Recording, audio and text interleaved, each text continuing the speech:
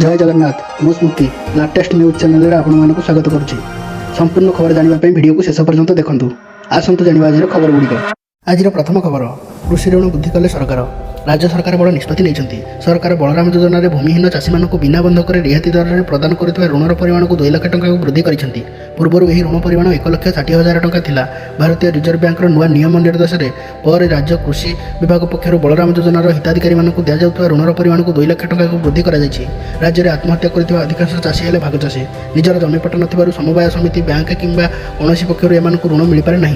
महाजन कि घरे अर्थ लगाणकारी संस्था ठार एकाधिक एवं बहुत मात्रार सुधरे ऋण नेबारु सेमाने बाध्य होती। एपरी परिस्थिति रे सबु अर्थ सरी जाए ऋण सुझु जेते परिश्रम कले मध्य सेमानकर आर्थिक स्थिति सुदृढ़ हो पारे नहीं। एही स्थिति को अनुध्यान कर 2020 में बलराम योजना शुभारंभ होता।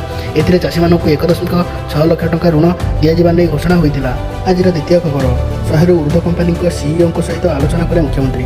उत्कर्ष Odisha make in Odisha convention 2025 कार्यक्रम अवसर में मुख्यमंत्री मोहन चरण माझी मंगलवार जनता मैदान में ओडिशा रे पुंजीनिवेश आग्रही होता विभिन्न कंपानी मानक सीईओ सहित स्वतंत्र भाव आलोचना कर आलोचन इस्पात, green energy, green ammonia, green hydrogen, Akshay शक्ति, केमिकाल्स एवं सेमिकंडक्टर, आईटी, सेमिकंडक्टर एवं सीमेंट भली क्षेत्र में प्राय 100 ऊर्ध्व कंपानी सीईओ मान सहित अंशग्रहण करते। यही बैठक में मुख्यमंत्री कहते ओडिशा पुंजीनिवेश बर्तमान प्रकृष्ट अवसर। आज समय ओडिशा जीडीपी देशर सर्वोत्तम स्तर में रही। आमर यशस्वी प्रधानमंत्री नरेंद्र मोदी यह कार्यक्रम को नहीं बहुत प्रोत्साहित करते। ओडिशा पर महाप्रभु श्री जगन्नाथर आशीर्वाद रही और माननीय प्रधानमंत्री ओडिशा प्रति समर्थन रही। प्रधानमंत्री मोदी दृष्टि ओडिशा होची संभावनार राज्य। ओडिशा रे पुंजीनिवेश पर्याप्त सुजोग रही। आज तृतीय खबर, शीतल भंडार आसिला नुआ नियम। शीतल भंडार राज्य सरकार नुआ पॉलिसी आणुछंती। उत्कर्ष ओडिशा सम्मेलन में शुभारंभ कले उपमुख्यमंत्री केवी सिंह। यही समय ही उपयुक्त समय ओडिशा रे निवेश यह अत्यंत गुरुत्वपूर्ण। खाद्य प्रक्रियाकरण में शिल्प नुआ विकल्प आने को बेस सक्षम। उपमुख्यमंत्री एवं मुख्यमंत्री कृषि उद्योग योजना आम चाषी उद्योगी मानक प्रोत्साहित करा स्मार्ट फार्मिंग एवं डिजिटल मार्केटिंग दिगरे मोहन सरकार कार्य करुछंती। जैविक प्रणाली चाष आम सरकार फोकस। ओडिशार कृषि एवं शिल्प एवं खाद्य प्रक्रियाकरण शिल्पर पुंजीनिवेश करने को शिल्पपति मानक आह्वान करछंती उपमुख्यमंत्री। 4 नंबर खबर, 63 कॉलेज अध्यक्षों दरमा बंद। हिसाब न देवार स्थगित रहा 63 कॉलेज अध्यक्षों दरमा। बारंबार नोटिस सत्ते कॉलेज अकाउंट अपडेट कर कार्यानुष्ठान नेला उच्चशिक्षा विभाग। मानि नथिले नियम। 2024-25 वर्ष पर कॉलेज अकाउंट अपडेट करने को निर्देश दि जाइथिला, किंतु कॉलेज अध्यक्ष यह नियम को अवमानना करथिले। कापा पोर्टाल रे राज्यर 63टी बेसरकारी अनुदान प्राप्त कॉलेज अकाउंट अपडेट होई नथिला। तेणु चलित मास ठारू अनिर्दिष्ट समय पर्यंत विभाग पक्षर दरमा बंद करा जायछि। निर्देश जारी करा जायछि। राजपुर जिलार सर्वाधिक 11टी कॉलेज अध्यक्षों दरमा बंद होइछि। एने उच्चशिक्षा विभाग पक्षर विधिवत भाव निर्देश जारी करा जायछि। आज 5 नंबर खबर, बहुचर्चित नवदास हत्याकांड नेला नुआ मोड़। झील दीपाली देले एक बड़ बयान। बहुचर्चित नवदास हत्याकांड एक नुआ मोड़ नहीं। ताहा यही हत्याकांड तदंत झील दीपाली दास सीबीआई तदंत चिठी लिखे। बहुत दिन धरी सीबीआई तदंत नहीं होता दाबी को से ग्रहण कर आज यही बड़ बयान देइछंती। से कहते बापांकर हत्याकांड सीबीआई तदंत हो विभिन्न महल में दाबी होछि। आम परिवार तरफ चिठी लिखिले ताहा संभव हो कहुच्छे। ताहाकु ग्रहण कर आम आज 6 खबर, महिला हो इंडस्ट्रियल पार्क। मुख्यमंत्री चली Utkarsh Odisha make in Odisha convention 2025। तेज द्वितीय दिन में महिला निवेशकों बड़ घोषणा कर मुख्यमंत्री मोहन चरण माझी। राज्य में महिला निवेशकों इंडस्ट्रियल पार्क करेंगे राज्य सरकार। यह इपिकल महिला निर्देशक निवेश मान स्वतंत्र सेल खोल। गतकाली उत्कर्ष ओडिशा कन्वेंशन में महिला निवेशकों आलोचना बेले मुख्यमंत्री यह घोषणा कर राज्य तथा देश में सफल महिला व्यवसायी कथा होती। रुचि फूड लाइन, मिल्क मंत्र एवं luminous power Indus private limited भली ओडिशार आधारित कंपानी गुड़िक मुख्य भाव जोग देते। सम्मेलन में प्रथम दिन में प्रायतः 4 लाख कोटी निवेश प्रतिश्रुति मिली। एवं सुधा विभिन्न शिल्प संस्था सह 54टी एमओयू स्वाक्षर कर राज्य सरकार। आज 7 नंबर खबर, पर्यटन क्षेत्र में 8,000 कोटी प्रस्ताव बड़ सूचना देले उपमुख्यमंत्री। ओडिशा शिल्प महाकुंभ उत्कर्ष ओडिशा कन्वेंशन द्वितीय दिन सम्मेलन में प्रथम दिन में देश विदेशर बड़ बड़ शिल्पपति कोटी कोटी टंकार निवेशक प्रतिश्रुति ओडिशा को शिल्प समृद्ध भाव गढ़ी तोड़ा बल देते।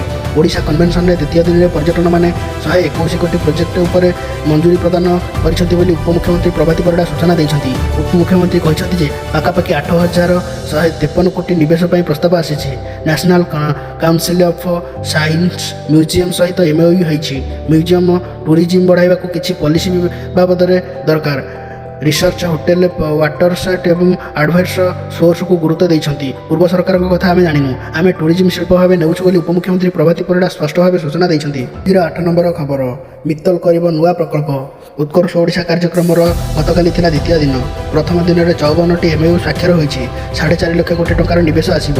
ସେହିପରି ଦ୍ୱିତୀୟ ଦିନରେ ପ୍ରଥମ ଅଧ୍ୟାୟରେ କେବଳ 30 MOU ସ୍ୱାକ୍ଷର ହେବ। ପ୍ରାୟ 3 ଲକ୍ଷ କୋଟି ଟଙ୍କାର ନିବେଶ ଆସିବ ବୋଲି କହୁଛନ୍ତି ଶିଳ୍ପ ସଚିବ ହେମନ୍ତ ଶର୍ମା।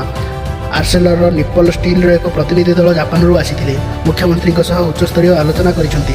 ସେମାନେ ଓଡ଼ିଶାରେ ନୂଆ ଫ୍ୟାକ୍ଟ୍ରି କରିବାକୁ ଚାହୁଁଛନ୍ତି। ଜଗତସିଂହପୁର ପ୍ରୋଜେକ୍ଟର ଆକ୍ସନ ପ୍ଲାନ୍ ପ୍ରସ୍ତୁତ ହୋଇସାରିଛି।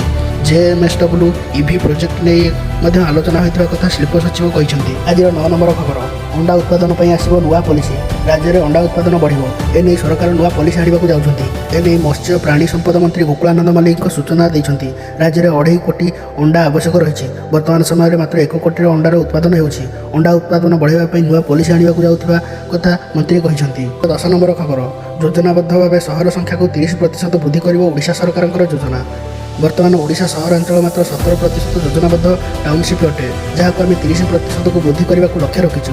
ସହରୀକରଣକୁ ସରଳ କରିବା ପାଇଁ, ସମସ୍ତଙ୍କ ପାଇଁ ଉନ୍ନତମାନର ଜୀବନଶୈଳୀକୁ ସୁଦୃଢ଼ କରିବା ପାଇଁ ନୂତନ ସହର ନିର୍ମାଣ ହେବ ଏବଂ ପୁରାତନ ସହରଗୁଡ଼ିକ ପୁନର୍ଜୀବିତ କରାଯିବ ବୋଲି ସେ କହିଛନ୍ତି। ମନ୍ତ୍ରୀ ଦର୍ଶାଇଛନ୍ତି ଯେ ଯୋଜନାବଦ୍ଧ ସହରଗୁଡ଼ିକର ବିକାଶ ଓଡ଼ିଶାର ଅଭିବୃଦ୍ଧି ରଣନୀତିର ମୂଳଦୁଆ ହେବ।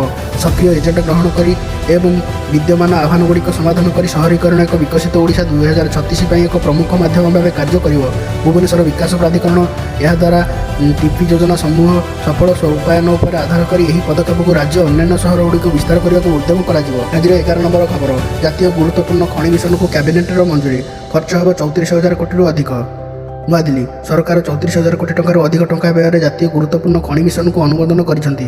ସବୁଜ ଜ୍ଞାନକୌଶଳକୁ ପ୍ରୋତ୍ସାହନ ଦେବା ପାଇଁ ଜରୁରୀ ଗୁରୁତ୍ୱପୂର୍ଣ୍ଣ ଖଣି ସମ୍ପଦ ପାଇଁ ଏକ ସ୍ଥିର ମୂଲ୍ୟ ଶୃଙ୍ଖଳା ନିର୍ମାଣ କରିବାକୁ ନିଷ୍ପତ୍ତି ନିଆଯିବ। ସୂଚନା ଓ ପ୍ରସାରଣ ମନ୍ତ୍ରୀ ଅଶ୍ୱିନୀ ବୈଷ୍ଣବ ଗତକାଲି ନୂଆଦିଲ୍ଲୀରେ ଗଣମାଧ୍ୟମକୁ ସୂଚନା ଦେଇ ଅର୍ଥନୈତିକ ବିକାଶ ପାଇଁ ଗୁରୁତ୍ୱପୂର୍ଣ୍ଣ ଖଣିଜ ପଦାର୍ଥକୁ ଗୁରୁତ୍ୱ ଉପରେ ଆଲୋଚନା କରିଥିଲେ। ଶକ୍ତି ପରିବର୍ତ୍ତନ, କୃଷି, ପ୍ରତିରକ୍ଷା, ଇଲେକ୍ଟ୍ରୋନିକ୍ସ, ଟେଲି ଯୋଗାଯୋଗ, ପରିବହନ, ଏରୋସ୍ପେସ୍, ପରମାଣୁ ଏବଂ ଅନ୍ୟାନ୍ୟ କ୍ଷେତ୍ର ପାଇଁ ଗୁରୁତ୍ୱପୂର୍ଣ୍ଣ ଖଣିଜ ଜ୍ଞାନକୌଶଳ ଗୁରୁତ୍ୱପୂର୍ଣ୍ଣ ବୋଲି ସେ କହିଛନ୍ତି। ଗୁରୁତ୍ୱପୂର୍ଣ୍ଣ ଖଣି ପଦାର୍ଥ ଅନୁସନ୍ଧାନ ଓ ଗୁରୁତ୍ୱପୂର୍ଣ୍ଣ ଖଣିଜ ବ୍ଲକ ଅଧିଗ୍ରହଣ ଏବଂ ଖଣିଜ ପଦାର୍ଥ ଆମଦାନୀ ଉପରେ ନିର୍ଭରଶୀଳତା ହ୍ରାସ କରିବା ଉଦ୍ଦେଶ୍ୟକୁ ଏହି ମିଶନ ଅନୁମୋଦନ ମିଳିଛି। 12 ନମ୍ବର ଖବର, 5 ଟଙ୍କାରେ ପେଟପୁରା ଖାଦ୍ୟ ସାଙ୍ଗକୁ 25 ଲକ୍ଷର ସ୍ୱାସ୍ଥ୍ୟ ବୀମା, କଂଗ୍ରେସ କଲା ଘୋଷଣା। ନୂଆଦିଲ୍ଲୀ, ଦିଲ୍ଲୀ ବିଧାନସଭା ନିର୍ବାଚନ 2025 ମତଦାନ ପାଇଁ ଦେବାକୁ ଆଉ ମାତ୍ର କିଛି ଦିନ ବାକି ରହିଛି। ଦିଲ୍ଲୀ ନିର୍ବାଚନ ପାଇଁ ବିଜେପି ଏବଂ ଆପ୍ ସେମାନଙ୍କର ଘୋଷଣାପତ୍ର ପ୍ରକାଶ କରିଛନ୍ତି। ଏହି ସମୟରେ କଂଗ୍ରେସ ନୂଆଦିଲ୍ଲୀ ନିର୍ବାଚନ ପାଇଁ ତାର ଘୋଷଣାପତ୍ର ଜାରି କରିଛି। ଆପଣମାନଙ୍କୁ କହି ରଖୁଛୁ ଯେ କଂଗ୍ରେସ ଦିଲ୍ଲୀ ନିର୍ବାଚନ ସମ୍ପର୍କରେ 5ଟି ଗ୍ୟାରେଣ୍ଟି ଦେଇଛି, ଯେଉଁଗୁଡ଼ିକ ହେଲା କଂଗ୍ରେସ ମହିଳାମାନଙ୍କୁ ମାସିକ 2,500 ଟଙ୍କା ଏବଂ 25 ଲକ୍ଷ ଟଙ୍କାର ସ୍ୱାସ୍ଥ୍ୟ ବୀମା, ବେକାର ଯୁବକ ଯୁବତୀମାନଙ୍କୁ ମାସିକ 8,500 ଟଙ୍କା, 500 ଟଙ୍କାରେ ସିଲିଣ୍ଡର, 300 ୟୁନିଟ୍ ମାଗଣା ବିଜୁଳି ଦେବାକୁ ପ୍ରତିଶ୍ରୁତି ଦେଇଥିଲା।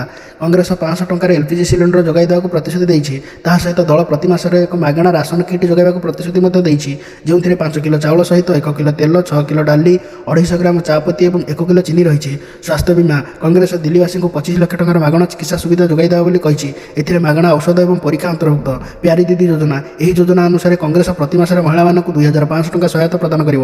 ମାଗଣା ବିଜୁଳି ଯୋଜନା, ଏହି ଯୋଜନା ଅଧୀନରେ ଦଳ ସମସ୍ତ ଯୋଗ୍ୟ ପରିବାରକୁ 300 ୟୁନିଟ୍ ମାଗଣା ବିଜୁଳି ଯୋଗାଇ ଦେବ ବୋଲି ପ୍ରତିଶ୍ରୁତି ଦେଇଛି। ଆଜିର 13 ନମ୍ବର ଖବର, ମହାସ୍ନାନ ରଦ କଲେ 13 ଆଖଡ଼ା, ମହାକୁମ୍ଭ ବେଳେ ବଡ଼ ଅଘଟଣ। ସାହି ସ୍ନାନ ସମୟରେ ଦଳଚକଟା, 10ରୁ ଅଧିକ ଲୋକ ମୃତ୍ୟୁଙ୍କ ଆଶଙ୍କା। ମୃତଦେହକୁ ପ୍ରୟାଗରାଜ ମେଡିକାଲ କଲେଜକୁ ନିଆଯାଇଛି। ମୃତକଙ୍କ ସଂଖ୍ୟା ଆହୁରି ବଢ଼ିବାରେ ଆଶଙ୍କା କରାଯାଉଛି। ସଙ୍ଗମସ୍ଥଳରେ ହୋଇଥିବା ଦଳଚକଟାରେ ଶତାଧିକ ଲୋକ ଆହତ ହୋଇଛନ୍ତି। ଆହତକୁ ଚିକିତ୍ସା ପାଇଁ ମେଡିକାଲରେ ଭର୍ତ୍ତି କରାଯାଇଛି। କୌଣସି ପ୍ରକାର ଗୁଜବକୁ ବିଶ୍ୱାସ ନ କରି ପ୍ରଶାସନ ନିର୍ଦ୍ଦେଶକୁ ପାଳନ କରିବାକୁ ଶ୍ରଦ୍ଧାଳୁମାନଙ୍କୁ ଅପିଲ କରିଛନ୍ତି ୟୁପି ମୁଖ୍ୟମନ୍ତ୍ରୀ। ଦଳଚକଟା ପରେ 13ଟି ଆଖଡ଼ା ସାହି ସ୍ନାନ ରଦ୍ଦ କରିଛନ୍ତି, ହେଲେ ଶ୍ରଦ୍ଧାଳୁଙ୍କ ସ୍ନାନ ଜାରି ରହିଛି। ଗତକାଲି ମୌନି ଅମାବାସ୍ୟାରେ ପ୍ରୟାଗରାଜରେ 10 କୋଟିରୁ ଅଧିକ ଶ୍ରଦ୍ଧାଳୁଙ୍କ ସମାଗମ ହୋଇଥିଲା ବୋଲି ଆଶା କରାଯାଉଥିଲା। ଭୋର 4ଟାରୁ ଅମୃତ ସ୍ନାନ ଆରମ୍ଭ ହୋଇଥିଲା। ଏହା ପୂର୍ବରୁ ବୁଡ଼ ପକାଇବା ପାଇଁ ଶ୍ରଦ୍ଧାଳୁମାନେ ଏକାଠି ହୋଇଥିଲେ। ଏହି ସମୟରେ ବ୍ୟାରିକେଡ୍ ଭାଙ୍ଗିବାରୁ ଦଳଚକଟା ଘଟିଥିଲା। ଆଜିର 14 ନମ୍ବର ଖବର, ମୋଦିଙ୍କର ମହାକୁମ୍ଭ ଉପରେ ତୀକ୍ଷ୍ଣ ନଜର।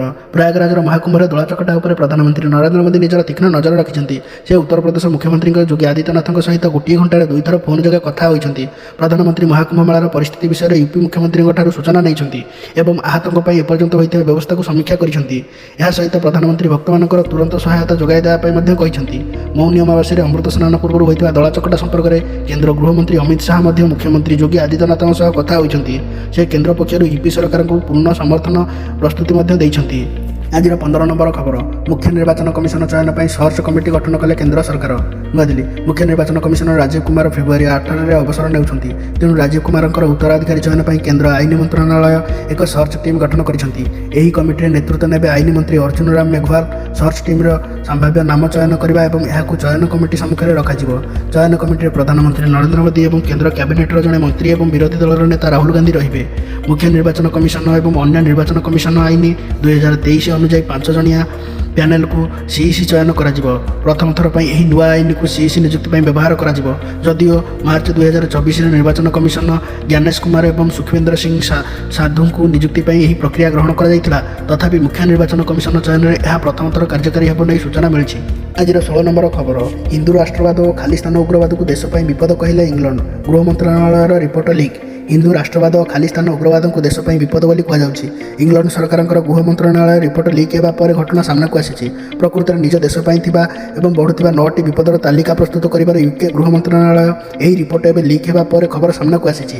ୟୁକେ ପାଇଁ ବିପଦ ସୃଷ୍ଟିକାରୀ ତତ୍ତ୍ୱର ଚିହ୍ନଟ କରିବା ପାଇଁ ଅଗଷ୍ଟ 2024ରେ ୟୁକେ ହୋମ୍ ଡିପାର୍ଟମେଣ୍ଟ ସଚିବ ୟୁଭୋଟ କୁପରଙ୍କ ନେତୃତ୍ୱରେ ଏକ ଟିମ୍ ଗଠନ ହୋଇଥିଲା।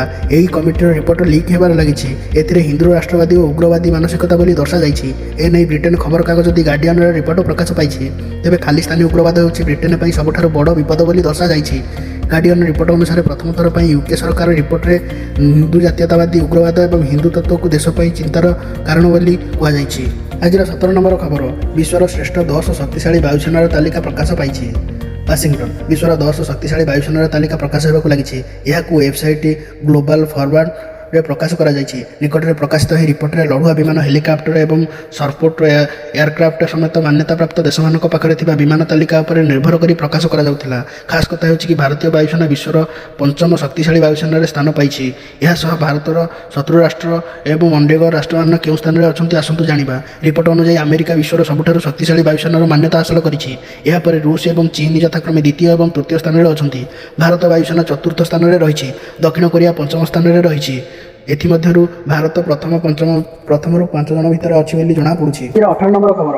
ମହାକୁମ୍ଭଙ୍କୁ ନେଇ ଆସିଲା ଦୁଃଖଦ ଖବର। ମହାକୁମ୍ଭ ମେଳାରେ ଦଳଚକଟାରେ 30 ମୃତ ଏବଂ 60ରୁ ଅଧିକ ଆହତ।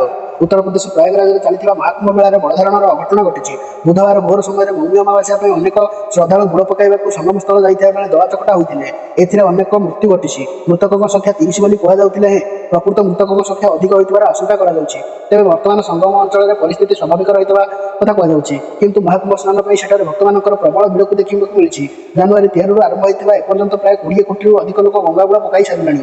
ବୁଧବାର ଦିନ ମୌନ ଅମାବାସ୍ୟାରେ 10 କୋଟିରୁ ଅଧିକ ଶ୍ରଦ୍ଧାଳୁ ଏଠାରେ ବୁଡ଼ ପକାଇଛନ୍ତି। ରାଷ୍ଟ୍ରପତି ଦ୍ରୌପଦୀ ମୁର୍ମୁ, ଉପରାଷ୍ଟ୍ରପତି ଜଗଦୀପ ଧନଖଡ଼, ପ୍ରଧାନମନ୍ତ୍ରୀ ମୋଦିଙ୍କ ସହିତ ସ୍ୱରାଷ୍ଟ୍ରମନ୍ତ୍ରୀ ଅମିତ ଶାହ ପ୍ରମୁଖ ଶୋକ ବ୍ୟକ୍ତ କରିବା ସହ ସୋସିଆଲ ମିଡିଆରେ ମୃତକଙ୍କ ପରିବାରକୁ ସମବେଦନା ଜଣାଇଛନ୍ତି। 19 ନମ୍ବର ଖବର। ଯଶପ୍ରୀତ ବୁମ୍ରା ବର୍ଷର ଶ୍ରେଷ୍ଠ କ୍ରିକେଟର। ଟିମ୍ ଇଣ୍ଡିଆର ଷ୍ଟାର ଦ୍ରୁତ ବୋଲର ଯଶପ୍ରୀତ ବୁମ୍ରା ସବୁଠାରୁ ବଡ଼ ପୁରସ୍କାର ମିଳିଛି। ତାଙ୍କୁ ବିଶ୍ୱର ଶ୍ରେଷ୍ଠ କ୍ରିକେଟର ଭାବେ ମନୋନୀତ କରିଛି ଆଇସିସି। 2024 ବର୍ଷର ବୁମ୍ରା କ୍ରିକେଟର ସବୁ ଫର୍ମାଟରେ ଶ୍ରେଷ୍ଠ ପ୍ରଦର୍ଶନ କରିଥିବାରୁ ସେ ସମ୍ମାନଜନକ ସାର୍ ଗାରଫିଲ୍ଡ ସର୍ବୋଚ୍ଚ ସମ୍ମାନ ଜିତିଛନ୍ତି। ଆଇସିସି ପ୍ରତିବର୍ଷ ଶ୍ରେଷ୍ଠ କ୍ରିକେଟରଙ୍କୁ ଏହି ପୁରସ୍କାର ଦେଇଥାଏ। 2024 ବର୍ଷର ପ୍ରଦର୍ଶନ ଆଧାରରେ ବୁମ୍ରା ଏହାର ହକଦାର ହୋଇଛନ୍ତି। ସେ ଭାରତ ପ୍ରଥମ ଦ୍ରୁତ ବୋଲର ଭାବେ ନିଜ କ୍ରିକେଟ କ୍ୟାରିୟର ଏହି ନିୟମ ଆୟାମକୁ ଯୋଡ଼ିବାରେ ସକ୍ଷମ ହୋଇଛନ୍ତି। 20 ନମ୍ବର ଅନ୍ତିମ ଏବଂ ପାଣିପାଗ ଖବର। ଫେବୃଆରୀରେ ପୁଣି ବଢ଼ିବ ତାପମାତ୍ରା। ଭୁବନେଶ୍ୱର। ଗତ 24 ଘଣ୍ଟା ମଧ୍ୟରେ ନୟାଗଡ଼ରେ ଘନ କୁହୁଡ଼ି ପରିଲକ୍ଷିତ ହୋଇଛି। ଏଠାରେ ଦୃଶ୍ୟମାନ କ୍ଷମତା 50 ମିଟରରୁ କମ୍ ରହିଥିଲା। ଏହା ବ୍ୟତୀତ ଅନୁଗୁଳ, ଭୁବନେଶ୍ୱର, ଗୋପାଳପୁର, ଢେଙ୍କାନାଳ, ଖୋର୍ଦ୍ଧା ଏବଂ କେନ୍ଦ୍ରାପଡ଼ା, କଟକ, ଜଗତସିଂହପୁରରେ 50ରୁ 200 ମିଟର ଏବଂ ପାରାଦୀପ, ତାଳଚେରରେ 200ରୁ 500 ଏବଂ ପୁରୀରେ 500ରୁ 1000 ମିଟର ମଧ୍ୟରେ ଦର୍ଶନ କ୍ଷମତା ଥିଲା। ବର୍ତ୍ତମାନ ତାପମାତ୍ରା ବୃଦ୍ଧି ପାଇବାରେ ଲାଗିଛି। ତେଣୁକରି ଫେବୃଆରୀ ମାସରେ ପୁଣି ତାପମାତ୍ରା ବଢ଼ିବ ଏବଂ ଉତ୍ତପ୍ତ ଭାବେ ଲୋକଙ୍କୁ ହନ୍ତସନ୍ତ କରିବା ନେଇ ପୂର୍ବାନୁମାନ କରିଛି ଆଞ୍ଚଳିକ ପାଣିପାଗ ବିଜ୍ଞାନ କେନ୍ଦ୍ର। ଯଦି ଆପଣମାନଙ୍କୁ ଆମର ଖବର ଭଲ ଲାଗୁଥାଏ ତାହେଲେ ତୁରନ୍ତ ଖବର ଜାଣିବା ପାଇଁ ସବସ୍କ୍ରାଇବ୍ କରନ୍ତୁ। Please subscribe to get the latest information. Thank you.